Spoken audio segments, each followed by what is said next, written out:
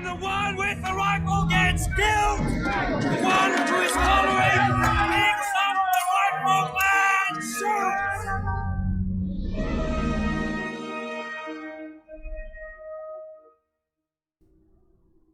Welcome to the 16th episode of the Pick Up the Rifle and Shoot series, featuring my 1940 M38 CARCANO Fucile Corto short rifle, infamously known as the JFK assassination rifle allegedly used by Lee Harvey Oswald. We all have our theories and opinions contrary to the Warren Commission, as I certainly do, but for the sake of this video, I will also refer to my M38 as Oswald's rifle, as she is the same model, year, and manufacturer as his. I also found the same sling, but still on the hunt for the scope and mount. But as she is, I'm very impressed, especially after shooting her extensively for this episode, and I have no doubt she's capable of doing what was done on November 22nd, 1963. So here she is, my 1940 M38 CARCANO Oswald rifle. Honestly, I wasn't planning to go down the CARCANO rabbit hole. But after watching November 22, 1963 by Stephen King, I already had my tinfoil hat on. And seeing her for sale on Panzerfaust Armory's website wasn't just a coincidence, but a conspiracy to buy her. What I received was a beautiful 1940 M38 CARCANO manufactured by R.E. Turney in the 18th year of fascist rule, exactly like Oswald's. Her bore was in good condition and everything matched except for the bolt. I'll go over in more detail, but first let's make sure she's all clear.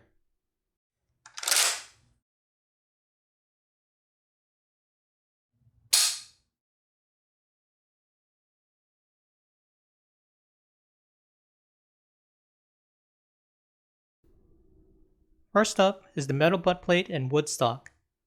The stock number below the sling swivel is very hard to make out, but does match the serial on the receiver and barrel. Attached to the rear sling swivel is the USAF shoulder holster strap made for the Smith & Wesson M13 snub-nose revolver, repurposed as a makeshift sling, same as Oswald's. Moving up the stock, we see the bolt cocking knob, beautifully machined.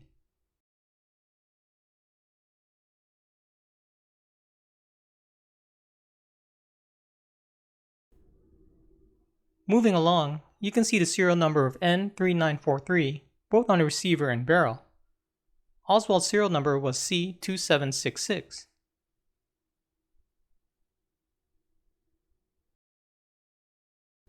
Up top, you can see the royal crown of R.E. Turney and the year of 1940 with the Roman numeral of 18 signifying the 18th year of fascist rule, same as Oswald's, except mine is missing the Made in Italy engraving. Moving on, the rear sight is fixed and has the caliber of 6.5 engraved on the top. Now I want to point out the iron sights were difficult for me to use at first. Lining them up like a typical notch and post resulted in very high groups.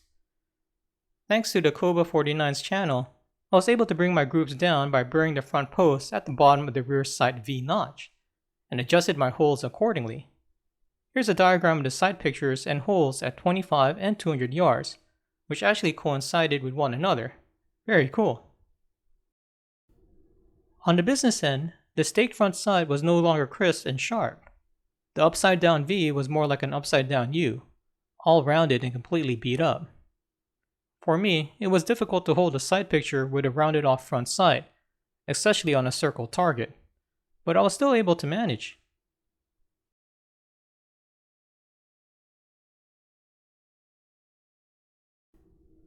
Now, let's flip her onto the other side.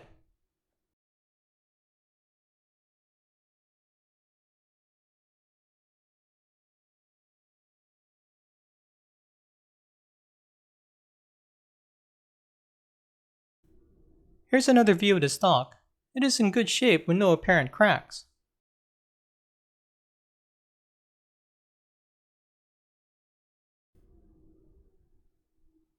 Moving on, you can see the checkered push button safety that works similar to the likes of the Japanese Arasakas, although I found it harder to manipulate.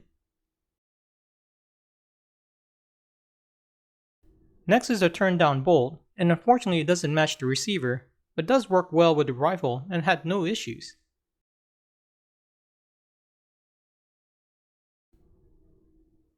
On the bottom is a trigger guard assembly that holds the Mannlicher N-block clip. This clip guides the rounds into the chamber and expel from the bottom once the last round is loaded. I've had mixed results with surplus brass clips, and I would occasionally have the last round nosedive and have a failure to feed. On the other hand, the single-shot adapter from MV or Kisa from eBay worked perfectly. Overall, I'm very happy with my first Carcano, and being one similar to Oswald's makes it all the more special, albeit with a dark cloud overhead. Now, being able to shoot her was very challenging, and much like my Arasaka Type 99 video, ammunition is very hard to come by, so I had to hand load. Thankfully, SG Ammo had 6.5 by 52 prime brass, and Graf & Sons had .268 PPU bullets, and with my IMR 4895 powder, I was able to develop a hand load that worked very well, even with my bore slug at .271 diameter. Now let's get on with the shooting. Off to the 25-yard range.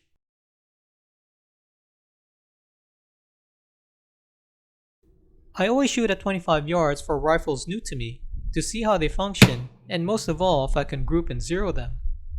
I couldn't find load data that matched my components of a 139 grain .268 diameter bullet using IMR 4895, but found Sierra had load data for a 140 grain .264 diameter bullet using the same powder, so at least I had a starting point.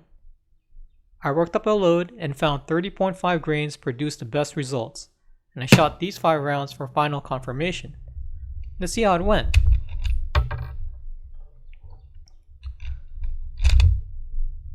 My point of aim is on the bottom of the target, a 6 o'clock hold with the front post buried at the bottom notch, and on top of the V notch is on the target center. I'm using MV or Kisa's single shot adapter, which made load testing a lot easier.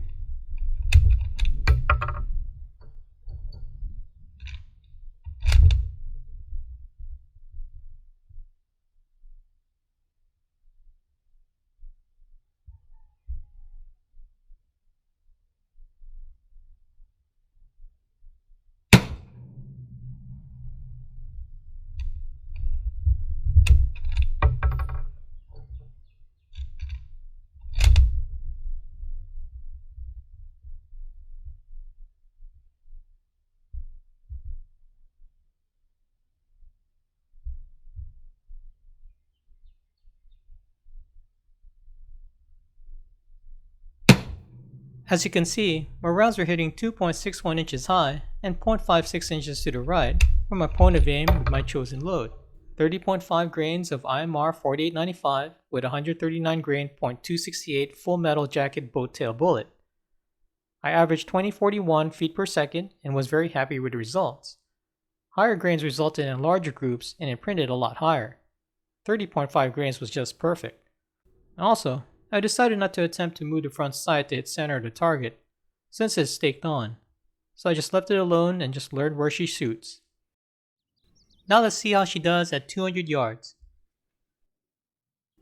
My first rounds at 200 yards were hitting about 10 to 15 inches high, and 3 to 5 inches to the right. I found it difficult to hold my sight picture on the target consistently. At 200 yards, my 12-inch circle target looked like a small olive in a martini glass bouncing around. There is no reference point to line up the top of the V-notch to assist with elevation as I did at 25 yards.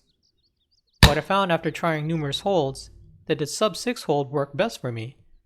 By leaving a small line of white around the circle target at the bottom of the V-notch worked, and I was able to gain consistent holds. Now, let's see how the first 6 rounds went.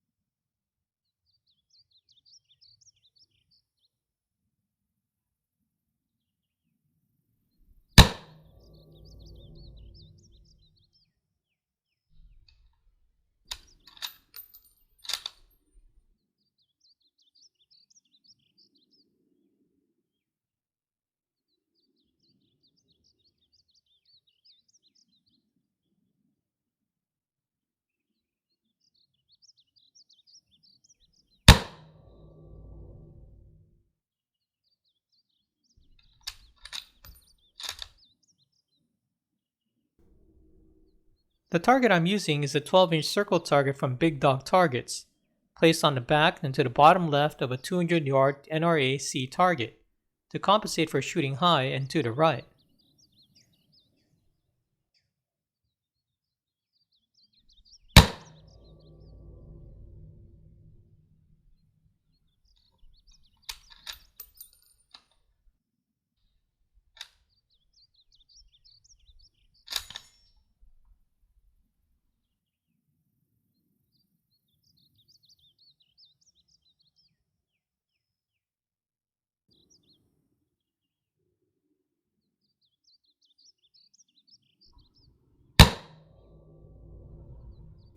So the first 6 rounds you can see is just terrible. A 13.75-inch group counting the flyer on the top. But again, as always, 6 rounds isn't enough. In my opinion, 10 rounds gives the shooter the best measure of what their rifle is capable of and what they're capable of. So let's load up another 4 rounds and hope I can salvage this session.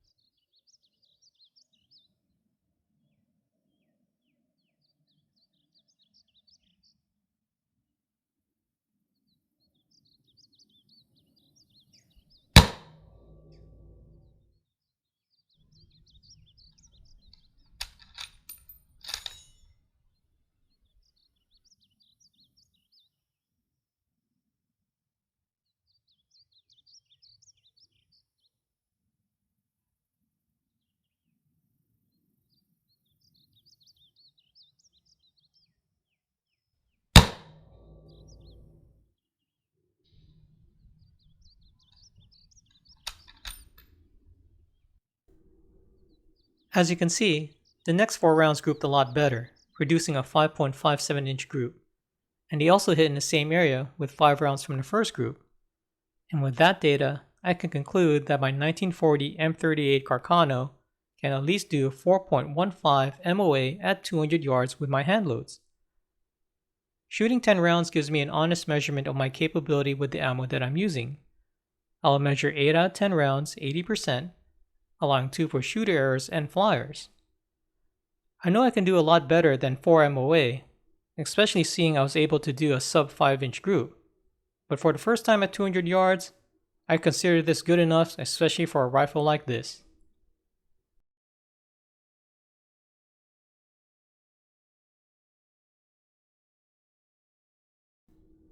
Now, out of curiosity, I wanted to see if I could fire 3 shots in less than 8 seconds and still be on target with 2 hits required, 1 being a headshot.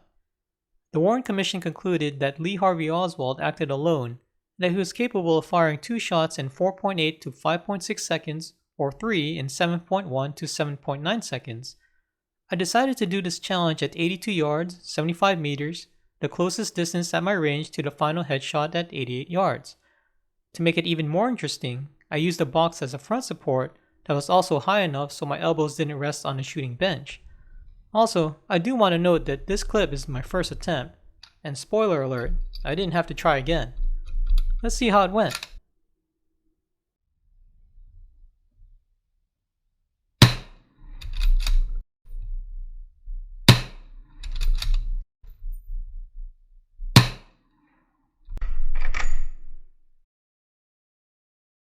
As you can see, I was able to complete this challenge easily on the first try with a final time of 6.788 seconds, recording 3 shots, 2 to the head and 1 eerily close to the neck. Of course, this does not replicate the circumstances on that fateful day, but it proved to me that the Carcano is capable of such a feat, even with just iron sights. Now I do want to note that 2 pasties on the targets were my sighters, to see where I had to hold for a headshot, but otherwise, this challenge was one and done on the first try. Challenge completed. So there you have it, my 1940 M38 Carcano, the Lee Harvey Oswald rifle, still capable after all these years. Completing this episode was very challenging, from hand-loading all the ammunition used to learning how to shoot with a different sight picture altogether. It was actually quite enjoyable. I also learned so much more about the JFK assassination that I ever knew. It even inspired a weekend trip to Dallas to see Dealey Plaza and the 6th floor museum. The view from the 6th floor Texas School Book Depository onto Elm Street was very revealing. What I saw firsthand is that those 3 shots is very doable from the corner window, and if my M38 Carcano was able to shoot as well as it did, I have no doubt that Oswald's will be able to make those shots. Well, again as always, thanks for watching.